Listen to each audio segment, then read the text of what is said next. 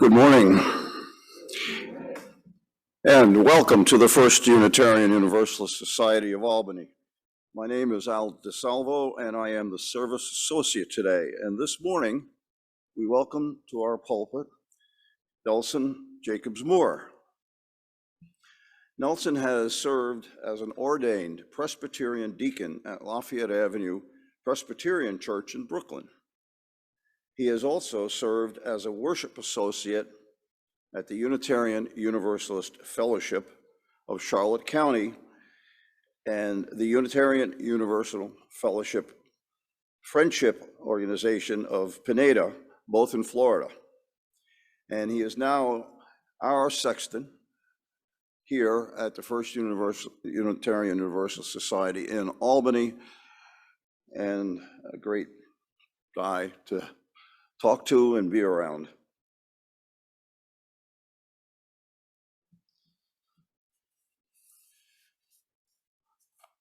We begin with these words. More than 1 in 3 LGBTQ Americans faced discrimination of some kind in the past year, including more than 3 in 5 transgender Americans. To avoid the experience of discrimination, more than half of LGBTQ Americans report hiding a personal relationship.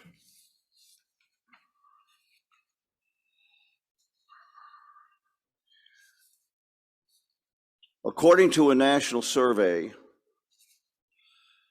by AAPI Data and Momentive, anti-Asian hate crimes have increased since the start of the pandemic.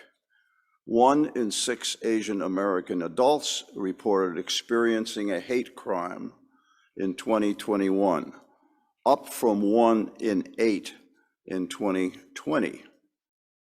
In the first 3 months of 2022, this year, the figure has already reached 1 in 12. This trend may continue given the rise in anti-Asian racism.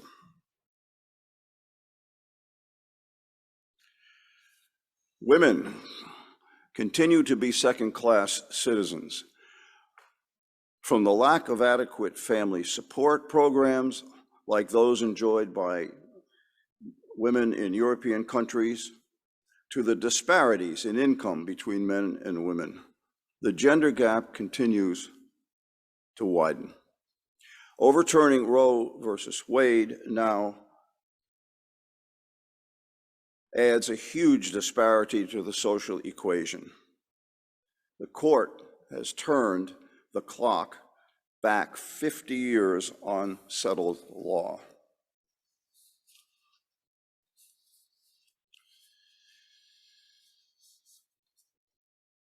America's history of racial inequality continues to haunt us. Many of the issues that face us today are shadowed by an underlying narrative of racial difference and bias that compromise our progress. Our nation, now more than ever, is in desperate need of an era of truth and justice. We must first tell the truth about our past before we can overcome it. Frederick Douglass stated it so eloquently in his oration. What to the American slave is your 4th of July? I answer, a day that reveals to him more than any other days in the year the gross injustice and cruelty to which he is the constant victim. His words still ring true today.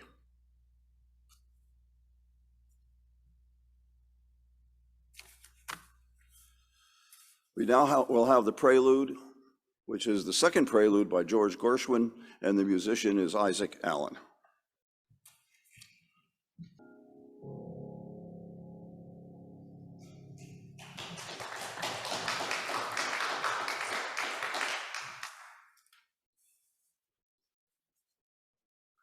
Please join in the chalice lighting words shown on the screen. Welcome, all free seekers of truth and meaning. We gather to excite the human spirit, to inspire its growth and development, to respond morally and ethically to a troubled world, and to sustain a vital and nurturing religious community. Next, we will sing a unison song. The words will appear on the screen. Please join us in singing Blue Boat Home, the words and music by Peter Mayer, and again, Isaac Allen is the musician.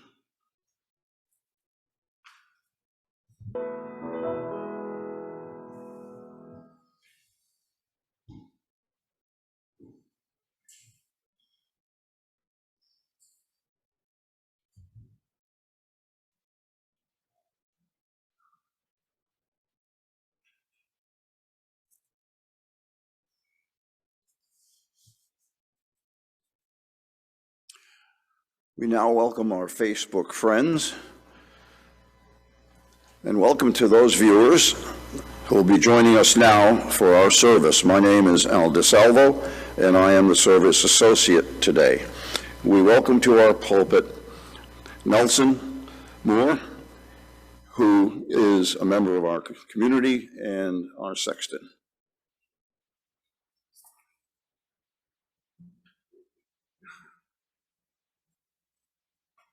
Good morning.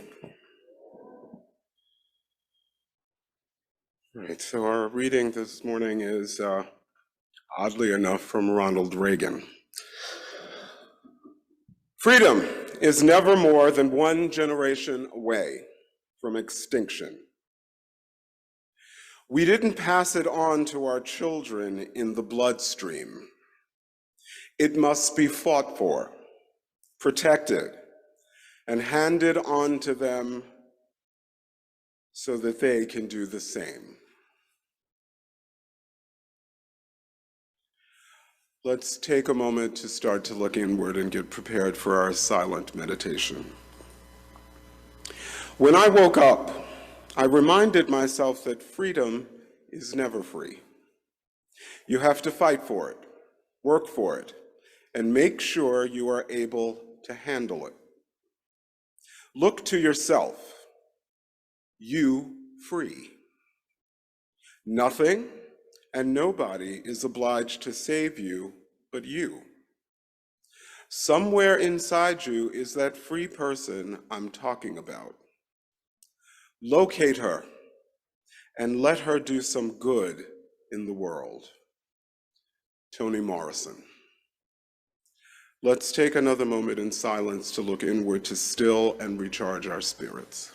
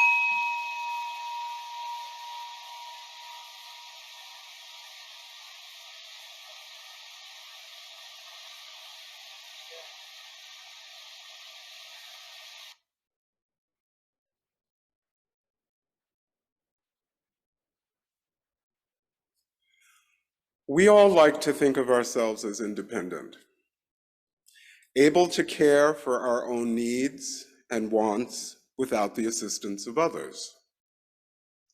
When we were younger, we thought of independence as freedom from rules and restrictions.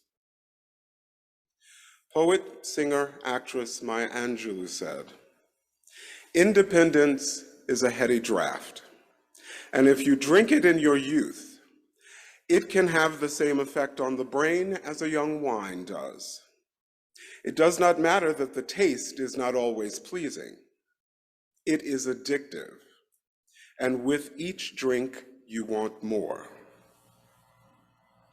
However ironic it may seem, we've learned as adults that independence without rules and restrictions can lead to chaos for some, and in most cases, chaos for many. For example, without the constitutional rule of freedom of religion, there are some so-called Christians who would stifle, if not outlaw, the worship of others.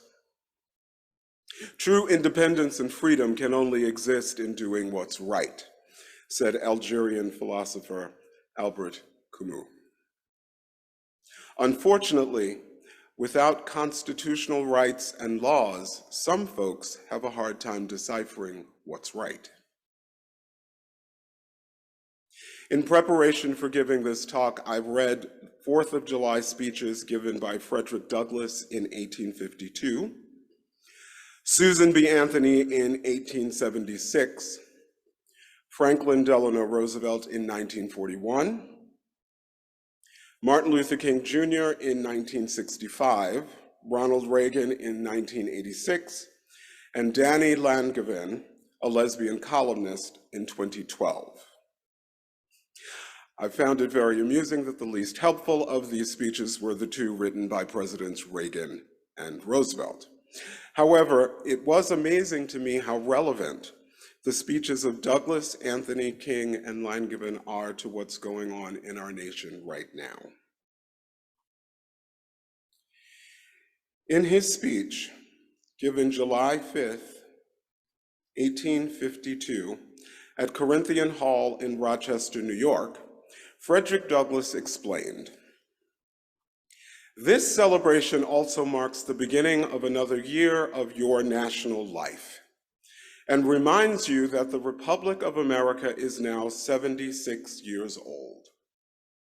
I'm glad, fellow citizens, that your nation is so young. 76 years, though a good old age for a man, is but a mere speck in the life of a nation." I just love the way he says, your nation, not our nation, yet goes on to say fellow citizens. Mr. Douglass clearly saw himself as a citizen of the United States of America, at the same time acknowledging that it was not his nation. Many Black folks today still feel that schizophrenic relationship with our country. When I first moved to Florida with my late partner Jim, we shared his Honda Element that still had Vermont plates.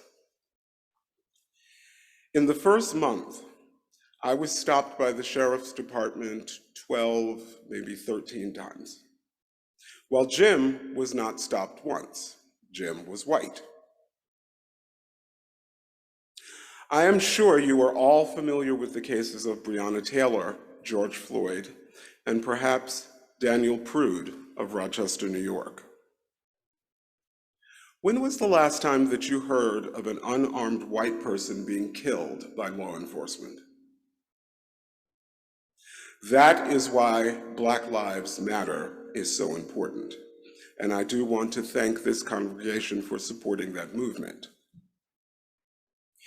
Many of you may not have heard about a 15-year-old unarmed Black American, Jordan Edwards, who was shot in the back of his head while riding in the passenger seat of a vehicle driving away from a party. The officers originally said they shot at the car because it was backing up towards them. However, the police body cameras showed just the opposite. Then there is the 7-year-old African-American boy who threw a piece of paper on the ground. His white neighbor asked him to pick it up. He did not. The white adult then grabbed the boy by the shoulders and choked him. The boy broke free, went home to tell his mother, who called the police. When the police arrived, the mother explained to the officer that her son had thrown a piece of paper on the ground, he didn't pick it up, and that her neighbor choked him.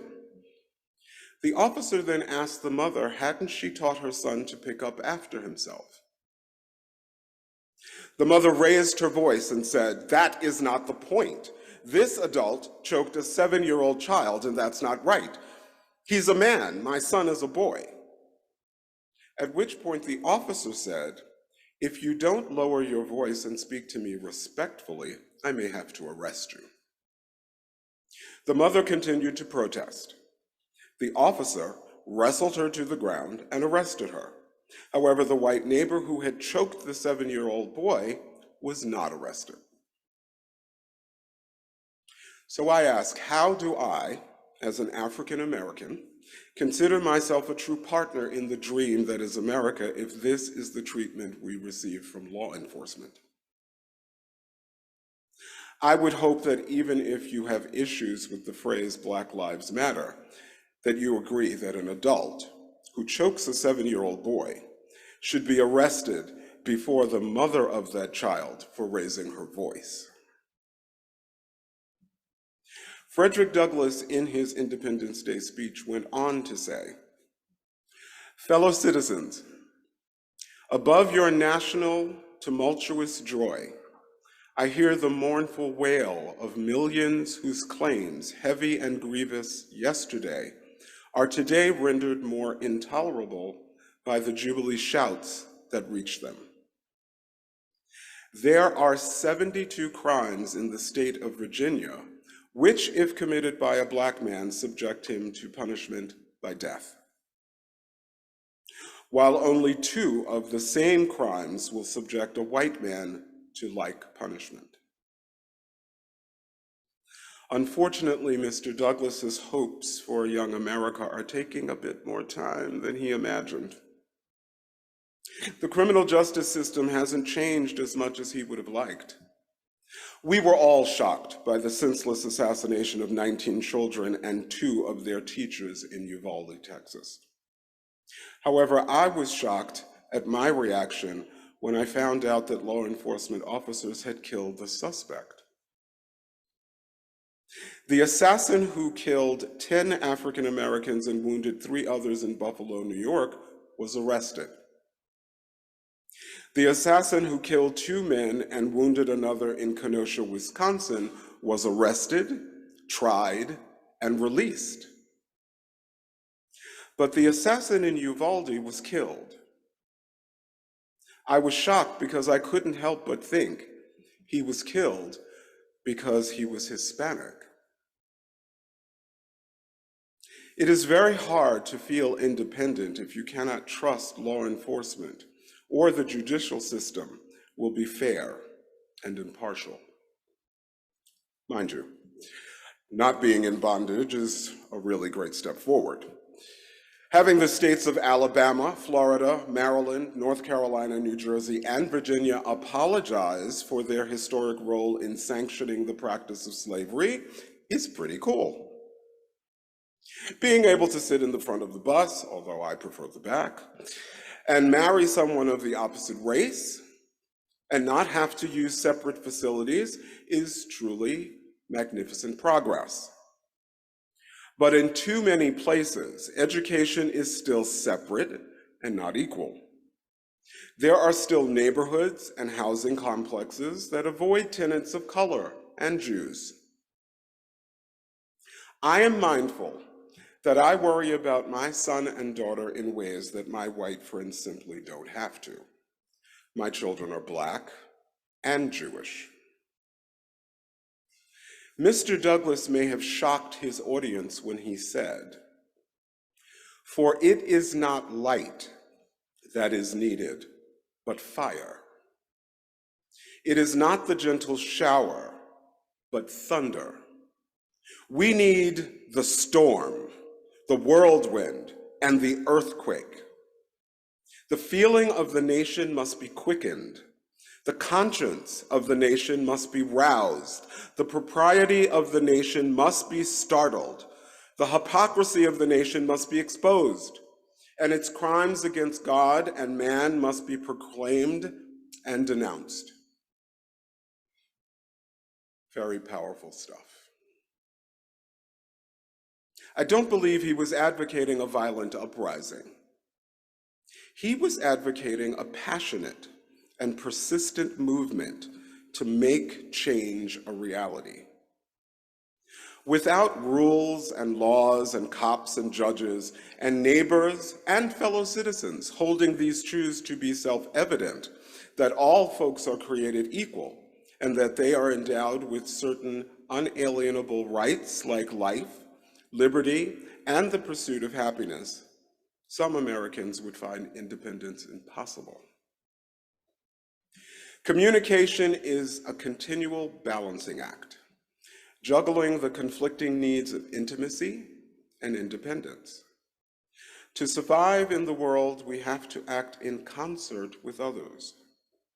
But to survive ourselves, rather than simply as cogs in the wheel, we have to act alone, says Georgetown University professor Deborah Tannen. At the nation's centennial celebration in Independence Square of Philadelphia, Matilda Jocelyn Gage, Sarah Andrews Spencer, Lily Devereaux Blake, Phoebe W. Cousins, and Susan B. Anthony presented a Declaration of Rights of the Women of the United States of America. Ms. Anthony said, "While the nation is buoyant with patriotism and all hearts are attuned to praise, it is with sorrow we come to strike the one discordant note on this 100th anniversary of our country's birth. We do rejoice in the success thus far of our experiment of self-government. Our faith is firm and unwavering in the broad principles of human rights proclaimed in 1776, not only as abstract truths, but as the cornerstones of the Republic.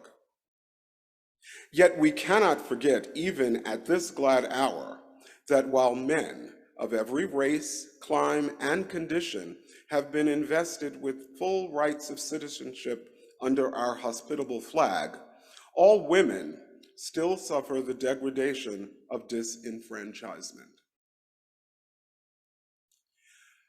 Perhaps she should have spoken with Mr. Douglas about the freedom that Black men were receiving, even though they had gained the vote 6 years earlier. Anthony and Douglas had met once, because he was the only man who attended the 1848 Convention of Women's Rights in Seneca Falls, New York. However, she was right that many things had changed in the 28 years since the convention. By 1876, the Emancipation Proclamation and Civil War were 11 years behind us. So Susan B. Anthony was correct in stating that male ex-slaves were citizens. I'm just not sure how full their rights were respected. More to the point for her was that women were not seen as whole citizens at all.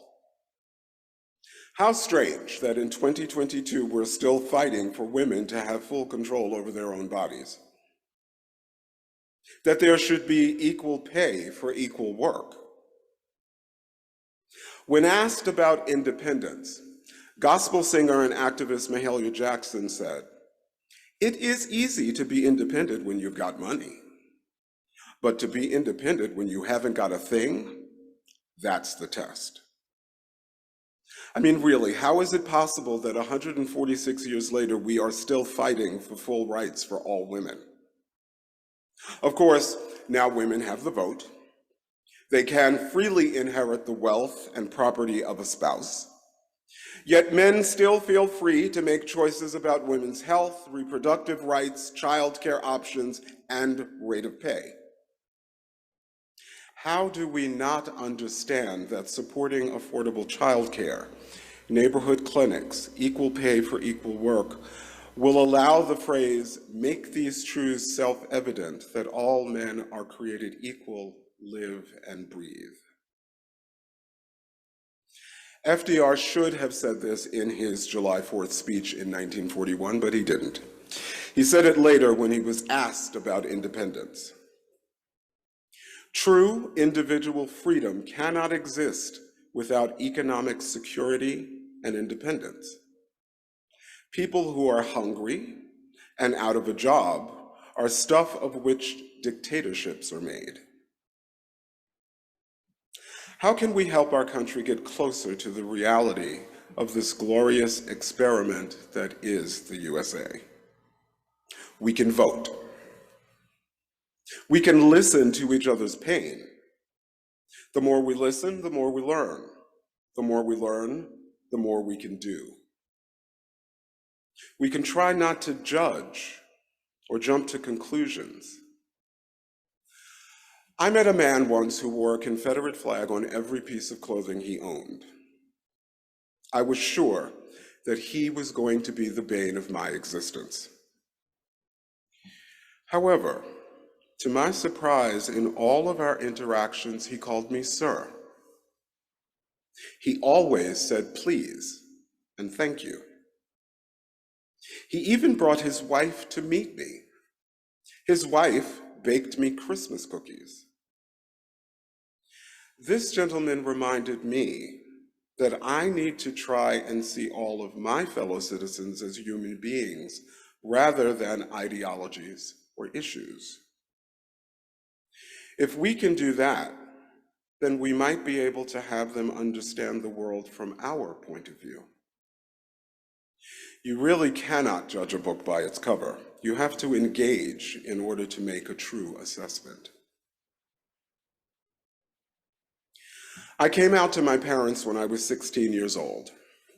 Folks in those days often thought it was a choice people made. Right. Like being Black wasn't complicated enough, I would now choose to be gay.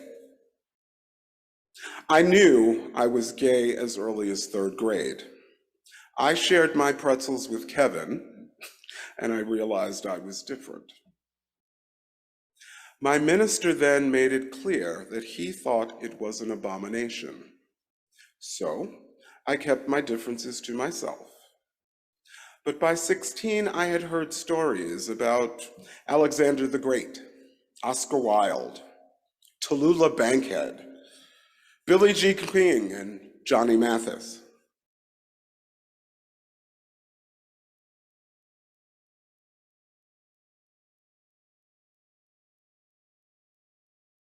Okay. Apparently I hit my laptop wrong and it just flew up to the beginning. Give me just a moment.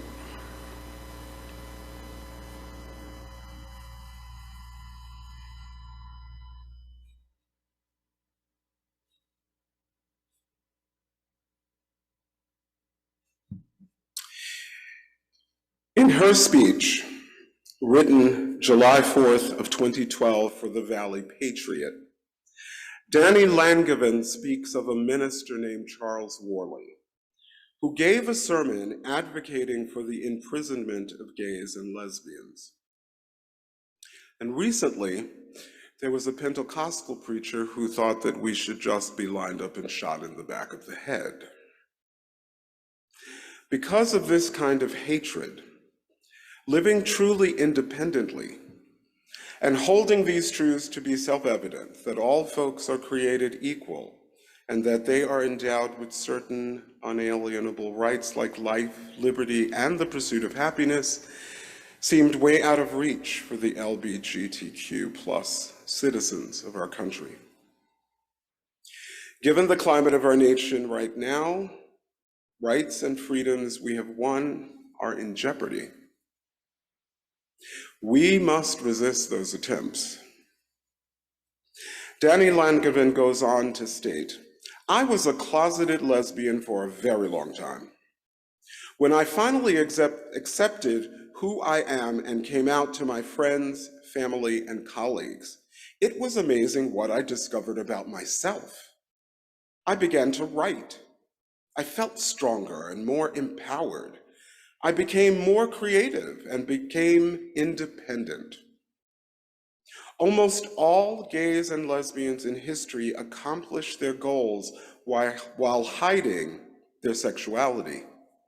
They squished it deep down inside into a little box that they, and they only, held the key to.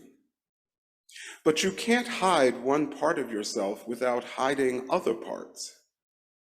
It's like trying to dump one grain of sand out of a bucketful. It's impossible. Imagine what these people could have done if they had all been out, proud, and independent of constraints placed on them by society. At Ebenezer Baptist Church in Atlanta, Georgia, on July 4th, 1965, the Reverend Dr. Martin Luther King said to his congregation, "I want to reiterate the fact that we are challenged more than ever before to respect the dignity and the worth of all human personality. We are challenged to really believe that all people are created equal.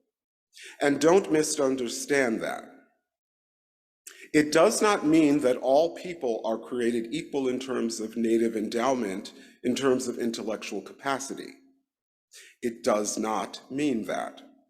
There are certain bright stars in the human firmament in every field. It doesn't mean that every musician is equal to Beethoven or Handel, Verdi or Mozart. It doesn't mean that every physicist is equal to an Einstein. It does not mean that every literary figure in history is equal to Aeschylus or Euripides, Shakespeare and Chaucer. It does not mean that every philosopher is equal to Plato or Aristotle. What it does mean is that all people are equal in intrinsic worth." Baptist ministers can be a bit long-winded, but he was right on point.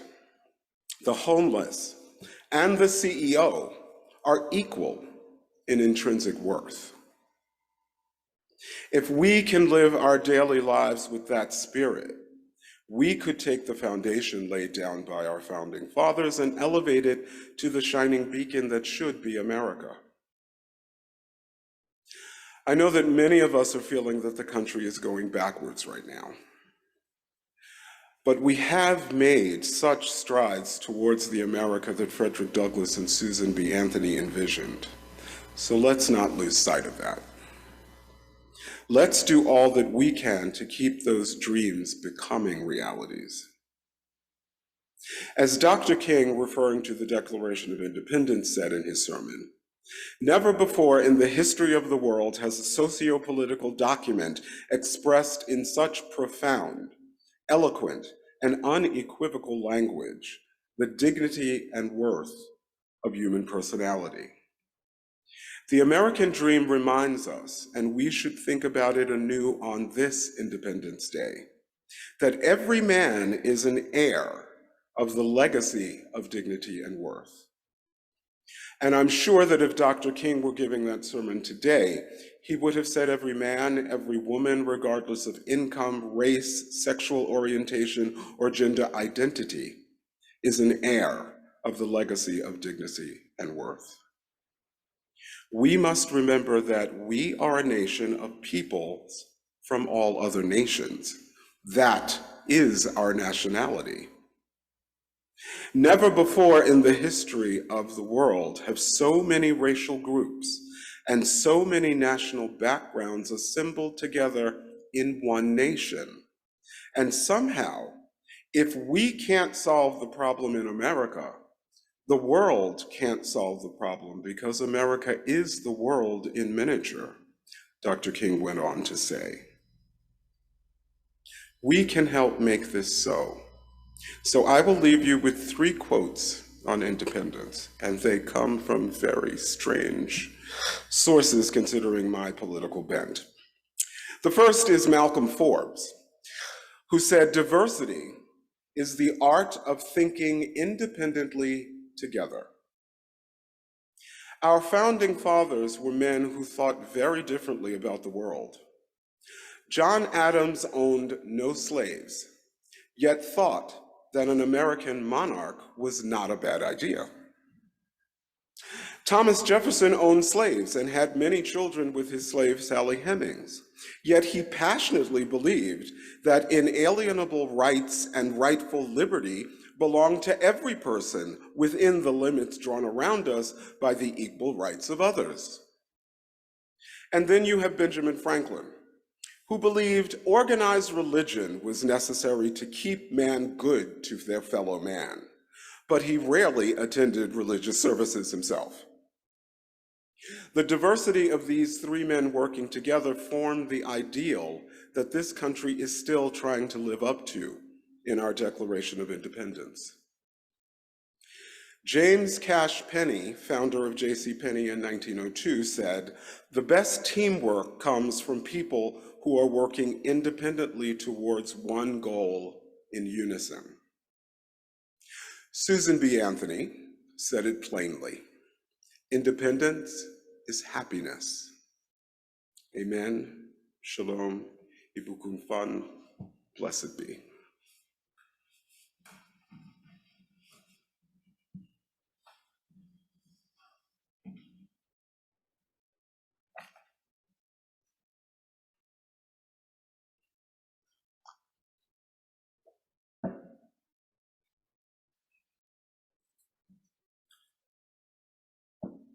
An important way we celebrate life each Sunday is by offering an opportunity to practice generosity.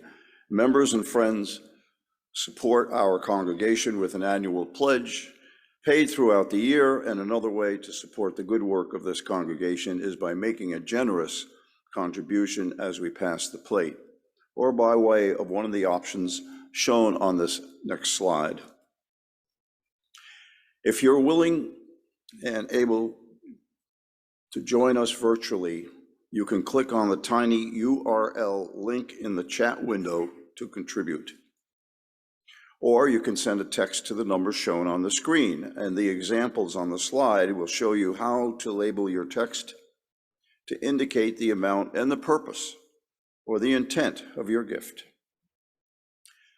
We now must say goodbye to our Facebook friends and consider joining us on Zoom the next time, or visit us in person at 405 Washington Avenue in Albany, New York.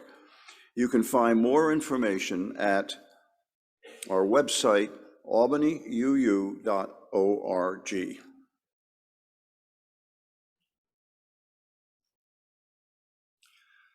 Our offertory song is Feeling Good. The songwriters are Anthony Newley and Leslie Mercuzzi. And the musician, again, is Isaac Allen at the piano.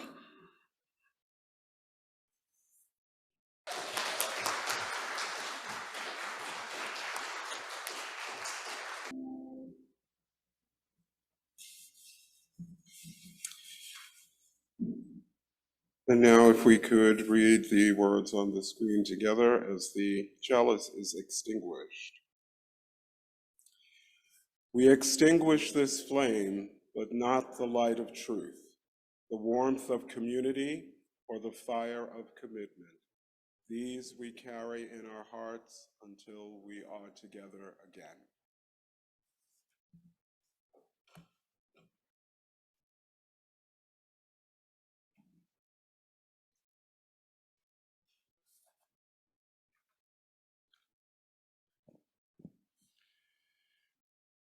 Our benediction is excerpts from Maya Angelou's poem, And Still I'll Arise.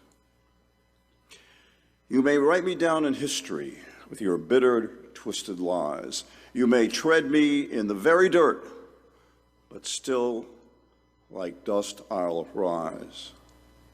Did you want to see me broken, bowed head and lowered eyes, shoulders falling down like teardrops, weakened by my soulful cries? You may shoot me with your words, you may cut me with your eyes, you may kill me with your hatefulness, but still, like air, I'll rise. And still, I'll rise.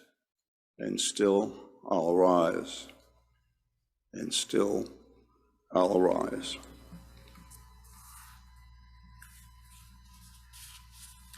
Our thanks today to our musician, Isaac Allen, our ushers, Kathy Harris, and virtually Dawn Dama, our pastoral care associate, Sharon Babila, service associate, me, Al DeSalvo, our welcomers, Bob Manning, and our greeter, Molly Daniels, our office support by Patient Pichette, and our technical support up there on the balcony, Kate Pierce and Dick Dana. And here are some announcements. As we have in the summertime, there will be no coffee hour following the service, but there will be cookies and lemonade in the back of the community hall after each service. And it's there right now, but don't rush, because I do have to announce staff vacation time. Our church administrator, Tammy Gardner, will be out of the office from Wednesday, June 29th until tomorrow, and she'll be back at the office on Tuesday. And the administrative assistant, Patience Pichette, will also be out of the office until Thursday, June 30th, and then she is already back. And the Director of Religious Education, Elizabeth Baldus, will be out of the office also until Tuesday, July 5th. Albany Unitarian Universalist is now accepting applications for a Congregational Life Coordinator. The First Unitarian Universalist Society of Albany is currently seeking a dynamic part-time Congregational Life Coordinator for 10 hours per week. You can find more at admin@albanyuu.org. And I think this is the last one. Sign up now for the July 23rd Circle Dinner. Email John Sherman at johnsherman@gmail.com. Please sign up by Sunday, the 17th of July, 2 weeks from today. You will receive an email with specific directions for your circle dinner.